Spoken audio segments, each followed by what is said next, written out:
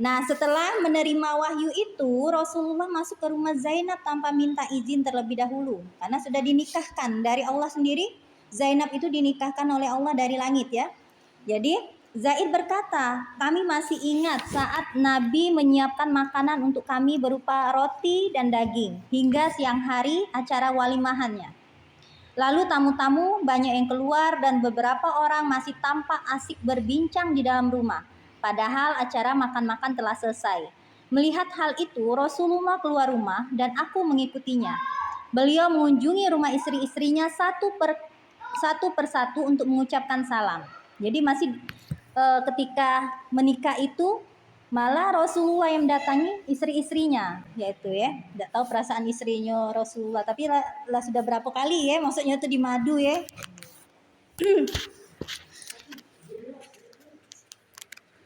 Ada riwayat yang ngomong, nah ada yang 13, ada yang 11. Karena ada yang katanya Maryam Al-Kitibiyah itu tidak dimasukkan, tapi kalau aku baca di bukunya Nian, Maryam itu walaupun dia dulu tuh awalnya tafsir istri nikah inian Maryam tuh. Makanya ada nama anak Nabi Muhammad yang namanya Ibrahim. Ibrahim itu berasal dari Maryam. Juga tawanan dari bangsa Yahudi namanya Sofia. Sofia itu tawanan pertamanya, kemudian dimerdekakan lalu dinikahkan. Beliau mengunjungi rumah istri-istrinya satu persatu untuk mengucapkan salam. Setiap kali menemui mereka berkata, jadi istrinya yang berkata, "Wahai Rasulullah, bagaimana kabar istrimu Zainab?" Katanya kayak gitu. Beliau terus melakukan hal itu hingga aku tidak ingat apakah aku yang mengabarkan bahwa semua tamu telah pulang atau beliau yang justru mengabariku. Kemudian Rasulullah masuk ke rumah dan aku pun ikut masuk bersamanya. Rasulullah membentangkan penghalang antara diriku dan beliau dan turunlah ayat hijab. Jadi antara Zaid dengan Rasulullah biasanya kan sebelum itu kan belum ada yang hijab ya, tentang menutup aurat, tentang antara wanita dengan pria ketika bertemu Cak Mano itu belum ada. Nah pada saat pernikahan Zainab inilah ayat hijab itu turun kayak gitu. Jadi antara Zaid dengan Zainab tidak ada lagi hubungan kan, makanya ditutup, ada kain penghalang. Beliau pun menasehati masyarakat atas perbuatan mereka itu. Ibnu Rafi meriwayatkan tambahan yang berupa ayat Al-Quran. Ini surat Al-Ahzab ayat 33. Janganlah kamu memasuki rumah-rumah Nabi kecuali bila kamu diizinkan untuk makan dengan tidak menunggu waktu masak makanannya. Tetapi jika kamu diundang, masuklah. Dan bila kamu selesai makan, keluarlah kamu tanpa asik memperpanjang percakapan. Sesungguhnya yang demikian itu akan mengganggu Nabi, lalu Nabi malu kepadamu. Nabi itu malu karena untuk menyuruh keluarlah, aku ada urusan yang lain. Itu kan tidak lemah. Rasulullah itu seorang yang sangat pemalu. Jadi untuk menyatakan kalau dia itu pengen menunaikan hajat, dia nggak mau ngomong-ngomong langsung. Jadi sahabat-sahabatnya yang tahu diri kayak itu. Nah, dan Allah tidak malu menerangkan yang benar. Ingat Ummu Salamah? Yang Ummu Salamah punya anak kecil. Ketika anaknya yang paling kecil itu ya diranjang, Rasulullah nak galak itu. Nah, makanya iya ada sahabatnya yang ngambek, masih keluarga itu diambek. Nah, barulah Rasulullah galak kayak gitu. Nah, saking malunya dengan anak kecil kayak malu. Kalau dengan Zainab beda lagi. Kan kayak itu ya. Zainab ini bukannya apa, karena dia Rasulullah itu tidak mau menyakiti hati para sahabatnya kayak gitu. Kaget kalau diusir kan tidak lemah kan. Makanya kayak itu turun ayat ini. Ayat ini kan untuk semuanya. Sebenarnya bukan untuk Rasulullah baik, untuk kita juga sebenarnya. Tahu diri. Iya tahu diri. Jangan nak berlamu-lamu ya namanya. Ada dalam Islam tuh ada mengatur jam-jam berlamu. Iya, yang tidak boleh tuh ya. Untuk anak kita baik kan? Ngetuk pintu kamar. Harus ketuk pintu dan ada waktu-waktu yang anak tuh tidak boleh. Dan misalnya isya subuh itu tidak boleh. Kalau pacar diajarkan dengan anak-anak jangan. Pernikahan Zainab itu yang pertama, beliau itu Zainab itu lebihnya ya dibanding ke istri-istri Rasulullah yang lain. dia langsung dinikahkan oleh Allah dari atas langit, bahwa perintah menikahi apa Zainab itu turun langsung dari Allah. Kemudian ayat hijab juga turun pada saat itu. Kemudian pada jalur menikah itu ternyata Zainab dengan Rasulullah itu satu kakek. Jadi masih ada hubungan keluarga. Maka Zainab itu sering membanggakan dirinya. Membanggakan dirinya artinya dia itu dibandingkan istri yang lain, dia menikah dinikahkan Allah dari atas langit itulah suatu kebanggaan dia. Kalau Aisyah dia punya kemampuan hadis yang banyak. Nah, Zainab ini satu dinikahkan itu, dan dia terkenal dengan seorang wanita Ummul Mukminin yang panjang tangan. Panjang tangan itu artinya suka suka bersodako, Mi. Suka menolong. Iya, suka menolong. Setiap kali Umar itu memberikan hak atas istri-istri Rasulullah, dan uang-uang itu disedekahkannya. Sedekahkannya, disisanya sisa sedikit itu pun nanti diberikannya lagi. Sampai-sampai dia itu waktu mau meninggal tidak memiliki harta sepeser pun, 1 dirham atau 1 dinar pun dia tidak punya. Itu karena disedekainya. Sangkennya Umar ngapola ini pemberian aku dikasih ke galo ke pulan masih saudara dia, masih keluarga. Lalu Umar ini karena mikir si Zainab ini tidak punya simpenan, dikasih lagi. Tapi setelah dikasih lagi oleh Zainab ke orang-orang yang membutuhkan. Zainab ini adalah orang yang bekerja keras. Jadi selain menjadi istri Rasulullah, Zainab itu punya kepandaian atau keterampilan tangan. Dia suka menyamak kulit, kemudian menjahit menjahit kulit itu menjadi suatu benda, suatu alat, kemudian dijualnya ke pasar. Nah, dengan itulah dia menggunakannya untuk kebutuhannya sehari-hari. Bukan dari pemberian khalifah, bukan pemberian yang lain, tapi dari itu. Punya usaha juga ya Zainab ini ya. Ummul Mukminin Zainab binti Jahsi ini selain sodako, selain dia mempunyai kelebihan menjahit, dia itu rajin sholat malam. Lanjut ya ibu-ibu. Sabit berkata, beberapa orang membicarakan tentang pernikahan Rasulullah dengan Zainab binti Jahsi di hadapan Anas. Anas berkata, aku tidak melihat Rasulullah mengadakan walimah. Walimah itu resepsi ya. Resepsi yang lebih meriah dari walimahnya Zainab dengan Rasulullah. Saat itu beliau menyembelih kambing. Aisyah berkata, Rasulullah selalu minum di rumahnya Zainab binti Jahsi. Jadi Rasulullah itu sangat suka dengan madu. Hingga diam cukup lama di rumahnya. Melihat itu, aku di sini adalah Aisyah. Aku sepakat dengan Hafsah bahwa jika beliau masuk ke rumah salah satu di antara kami, maka dia harus berkata kepada Rasulullah, apakah engkau telah makan maghfir? Maghfir itu adalah sesuatu yang tidak sedap ya. Jadi madu yang tidak sedap sehingga mengeluarkan bau yang tidak enak. Aku mencium bau madu darimu. Beliau menjawab, tidak, aku hanya minum madu di rumah Zainab binti Jahsi. Kalau begitu, aku tidak minum madu lagi. Aku juga bersumpah jangan sampai engkau menyebutkan hal ini kepada siapapun. Jadi ini persekongkolan antara Aisyah dengan Hafsah. Aisyah dengan Hafsah itu sebenarnya cemburu dengan Zainab. Aisyah dengan Hafsah ini karena melihat Rasulullah sering ke rumah Zainab. Di situ Zainab tahu kalau Rasulullah tuh senang madu, maka apa yang disukai oleh Rasulullah dihidangkan oleh Zainab. Cemburunya itu Jadi kesepakatan antara Aisyah dengan Hafsah ini, kalau Rasulullah masuk ke rumah kau Aisyah, dia omongi. Itu tuh maghfir, madu enak baunya tuh, supaya Rasulullah tuh tidak seneng lagi dengan madu tadi. Begitu juga kalau Rasulullah ke rumah Aisyah. Jadi mereka tuh itu akhirnya Rasulullah itu karena omongan yang itu dia tidak menyukai, padahal seneng. Kalau kita nak berkerasan, tidak boleh poligami, tidak boleh, karena Al-Quran sudah menjelaskan itu. Tapi kalau kita misalnya aku tidak sanggup, cuma tidak sanggup baik, masih bisa diterima.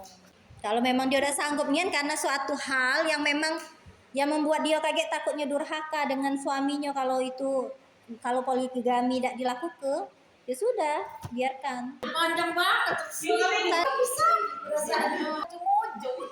Tapi kalau Bude lah sudah sampai bertahun-tahun, berarti Bude termasuk wong yang sabar, yang hebat, yang bisa kayak itu. Nah, banyak wong tidak pacak deh. Tapi kan Bude kan tidak, malah mendekat. Ujian wong itu dari Allah itu sesuai dengan kemampuan dia. Kalau wong cak misalnya cak aku dikasih ujian cak itu, mungkin aku belum sanggup. Nah, Bude yang dikasih ujian cak itu termasuk sanggup gitu. Nah, dan ternyata memang kuat. Kan sampai bertahun-tahun maksud aku tuh. Tapi deh dari perjalanan Nabi ini dengan menikah itu dapat banyak berkah kayak gitu deh. Banyak pelajaran dari pernikahan itu. Kalau aku deh, kalau posisi Bude, tebeli telingo, gak usah didengar ya apa baik. Yang tahu kan kita, yang ngerasa kita. Ngapa nak dengerin uang? Yang jalani kita. Kalau kita nak dengerin uang, dia tidak akan habisnya. Selama kita merasa hidup kita bahagia, berkah, walaupun itu memang ada cobaannya, pasti ada cobaan sudah diterima baik. Apapun yang terjadi, Iya. itu kan salah satu iman. Iya, Iman kepada Allah. Yang keenam kan? Iya, takdir Hasan ini kita lebih mengenal pribadi Rasulullah dan pribadi istri-istri beliau, dan kita ambil hikmah dalam setiap perjalanan rumah tangga itu. Ngapo Allah itu memberikan peristiwa poligami kepada Rasulullah, karena nanti bakalan terjadi, setelah itu akan bakalan terjadi di masyarakat ini, di umat manusia ini, bahwa poligami itu bakalan terjadi. Maka dicontohkan poligami yang baik itu seperti apa. Kalaupun misalnya terjadi poligami yang tidak dalam rumah tangga yang uangnya berpoligami itu tidak baik, berarti dia tidak mengikuti tuntunan Nabi, kayak itu, tuntunan Rasulullah dan Al-Quran. Al-Quran sudah menetapkan bahwa poligami ini syaratnya ini. Kalau tidak bisa ya cukup satu. Dalam sebuah hadis diriwayatkan oleh Imam Bukhari tentang peristiwa ifki. Jadi peristiwa ifki ini adalah peristiwa yang menyebabkan Aisyah itu difitnah bahwa ingat dah yang Sekelas Aisyah masih difitnah. Berselingkuh dia, padahal Aisyah itu mencari kalung. Nah, pada saat itu si Zainab itu dimintai jawaban. Nah, ini kita baca Aisyah berkata, selama isu bohong itu beredar, Rasulullah pernah meminta pandangan Zainab binti Jahsy tentang persoalanku. Beliau berkata, wahai Zainab, apa yang engkau ketahui atau engkau lihat tentang Aisyah? Maka Zainab menjawab, wahai Rasulullah, aku menjaga telinga dan mataku dari semua ini. Aku hanya tahu bahwa dia adalah orang yang baik. Zainab adalah istri Nabi yang nyaris setara denganku di mata beliau. Allah telah menjaganya dengan sifat warok yang dimilikinya. Nah, di sini sudah dilihat Zainab menjawab, wahai Rasulullah, aku menjaga telinga dan mataku dari semua ini. Jadi Zainab nggak mau tahu apa yang menjadi fitnah untuk Aisyah tadi. Dia nggak mau tahu. Yang dia tahu adalah Aisyah adalah orang yang baik. Kayak gitu baik. Sama juga ketika kita menyikapi suatu permasalahan, pasti orang itu, misalnya kita mengambil putusan nanam di depan rumah itu tidak boleh pohon-pohon besar. Pasti banyak orang tuh tidak senang dengan keputusan kita. Tapi kalau kita melihat itu ada kelebihan, ada kebaikannya, tidak usah dengar. Tutup telinga, tutup mata. Kayak itu. Apa misalnya kita mencoba menjauhi teman yang buruk itu perlu dijauhi. Bukan kita tidak mau tidak mau berteman, tidak mau menjalin hubungan, bukan. Tapi karena dia tidak membawa kebaikan kepada kita, lebih baik dijauhi. Yaitu. Contohnya, misalnya dia itu tukang fitnah. Tukang fitnah. Tidak apa-apa kita nak jauhi dia. Kaget takutnya sewaktu-waktu kita juga yang kena fitnah oleh dia, gitu. Jadi carilah uang-uang kawan-kawan memang yang baik yang bisa mengantarkan kita ke surga. Kalau pacak itu. Kalau sudah dapat uang-uang bisa ngantarin kita ke surga, ikat. Jangan sampai lepas. Karena itulah yang akan membawa kita ke surga. Itu jangan pula bercerita dengan uang-uang yang cak itu. Saat itu jadi Iya, bahan. jadi bahan cerituan dia.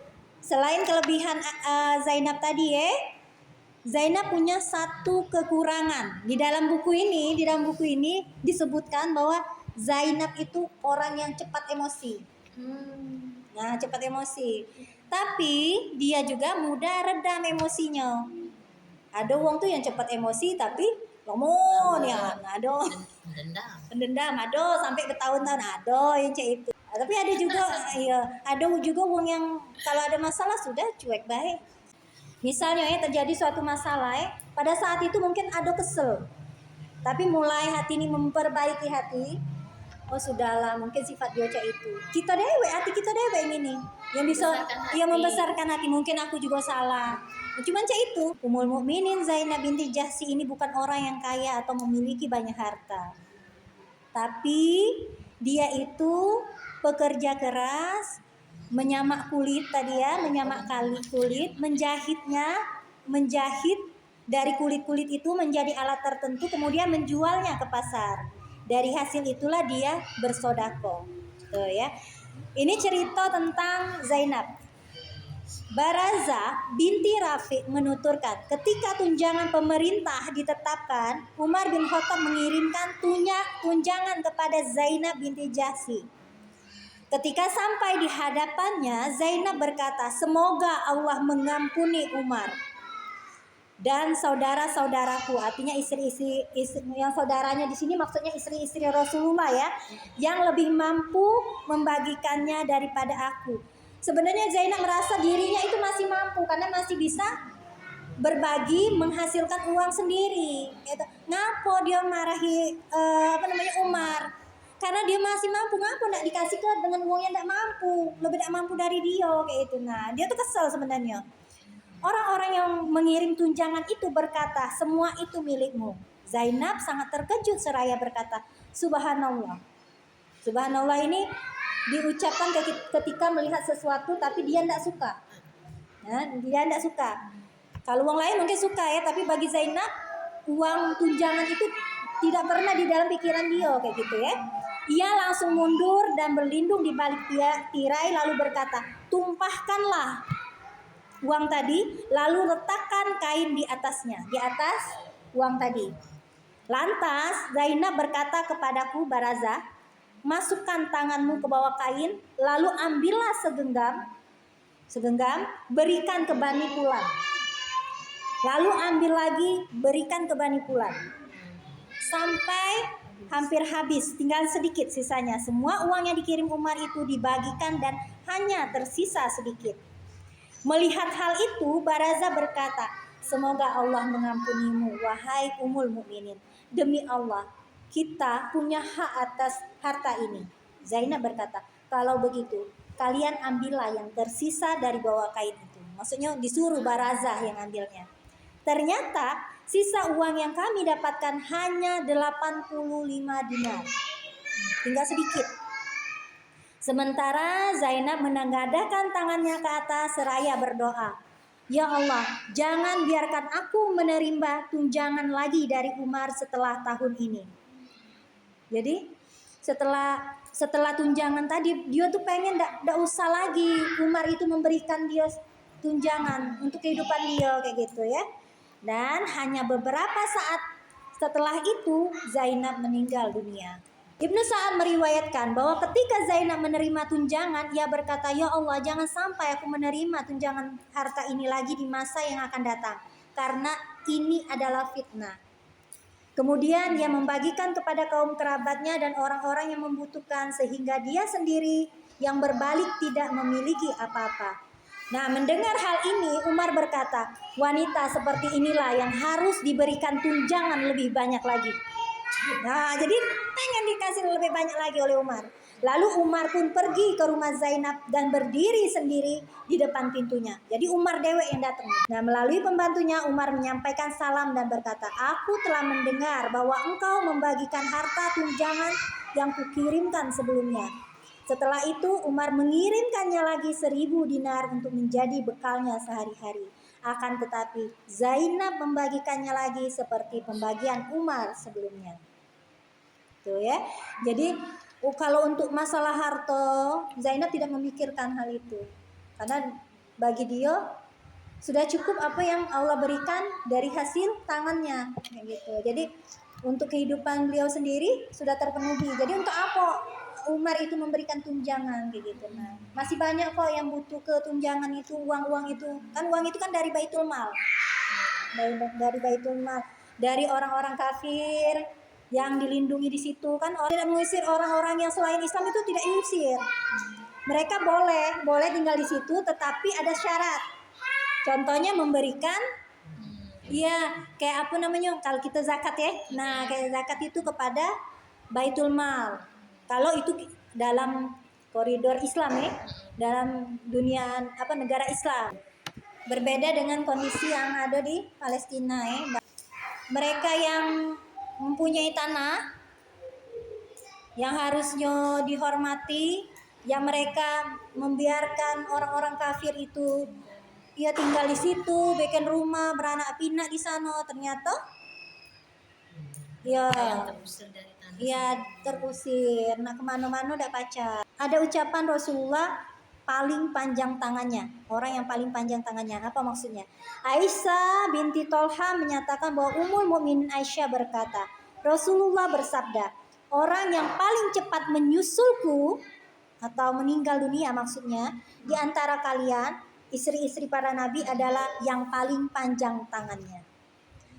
Lalu mendengar pernyataan itu, para istri-istri tadi suka mengukur tangan kami, ingin mengetahui siapa sih yang paling panjang tangannya. Aisyah ngukur, Hafsah ngukur, Ummu Salamah ngukur. Siapa nih yang panjang tangannya yang bakal nyusul Rasulullah setelah meninggal? Nah, ternyata Zainab lah, karena bukan ukuran tangannya yang panjang, karena Zainab itu kecil. Biasanya kalau orang kecil tangannya juga pendek. Tapi ternyata setelah Zainab meninggal, Rasulullah kemudian berselang Zainab meninggal, barulah diketahui bahwa yang dimaksud oleh hadis Rasulullah itu adalah Zainab. Karena orang sudah tahu, semua istri-istrinya sudah tahu bahwa Zainab itu suka memberi perpanjangan tangan. Zainab ini meninggal pada tahun 20 Hijriah atau 641 Masehi. Bahkan menjelang wafat, Zainab pernah berkata, sesungguhnya aku telah menyiapkan kafanku sendiri. Jadi sebelum dia wafat pun dia sudah siap-siap, jangan sampai dia merepotkan orang lain. Jadi dibelinya kapan? Dibelinya kapan, disiapkannya. Tapi di sini barangkali Umar akan membeli kapan untukku, kata Zainab ya. Maka jika ia benar-benar membelikannya kapan itu untukku, maka sodakohkanlah salah satu kapan itu. Apa? Kapan dari Umar atau kapan yang dia simpen tadi, diberikan kepada yang lain, maksudnya cak itu. Sangkennya sangken kapan pun dia jadi ke sodakohnya cak itu ya. Seandainya memungkinkan, jika kalian telah memasukkan tubuhku ke liang lahat dan dapat mensodakohkan kain bawahku. Maksudnya kain yang dipakainya untuk nganu ke itu tadi, disodakohkannya juga, disuruh sodako ke pulau kayak gitu. Jadi memang tidak kate lagi peninggalan Zainab yang ada di rumah itu harus bermanfaat ya. Abdurrahman bin Abazi menceritakan bahwa ia bermakmum kepada Umar ketika mensolati jenazah Zainab binti Jahsy. Dia adalah istri Rasulullah yang pertama kali meninggal setelah beliau wafat. Setelah melaksanakan sholat jenazah, Umar meminta pertimbangan kepada istri Rasulullah yang lain tentang siapa yang disepakati oleh mereka untuk meletakkan jasad Zainab ke dalam liang kubur. Abdurrahman menyatakan bahwa sebenarnya Umar berharap dialah yang melakukannya. Istri Rasulullah memutuskan bahwa orang yang biasa melihat Zainab saat masih hidup, yaitu kaum keluarganya. Nih, pada saat ini pelajaran juga. Jadi kalau ada keluarga kita yang meninggal, yang memasukkan itu keluarga, bukannya uang lain. Ya, jangan sampai kalau pacak yang memandikan juga keluarga. Jangan minta dimandikan dengan uang lain. Ini Lah iya Bilal jauh. Kalau pacak juga. Yang ini ya nih kalau pacak yang ngerti ya, kalau pacak ngerti ya, yang mensolatinya kita ini dari anak-anak, dari keluarga. Iya. Kalau pacak diajari anak ya. Anak. Anak. Pacak diajari. Mensolatkan, memandikan, Mengkafan di anak. Ya itu ya itu adalah pelajaran. Nah kan cak ini Tapi kalau memandikan anak, anak laki-laki tidak boleh mana wanita. Laki-laki suami boleh. Suami boleh. Suami boleh. Kalau misalnya betina, anak laki-laki tidak boleh. memandikan. Itu suami boleh.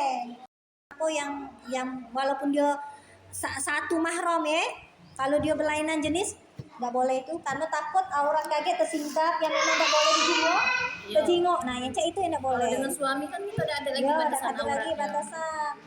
Nah itu ibu-ibu mohon maaf kalau ada kata-kata yang salah. Semoga ada hikmahnya. Amin. Pada Allah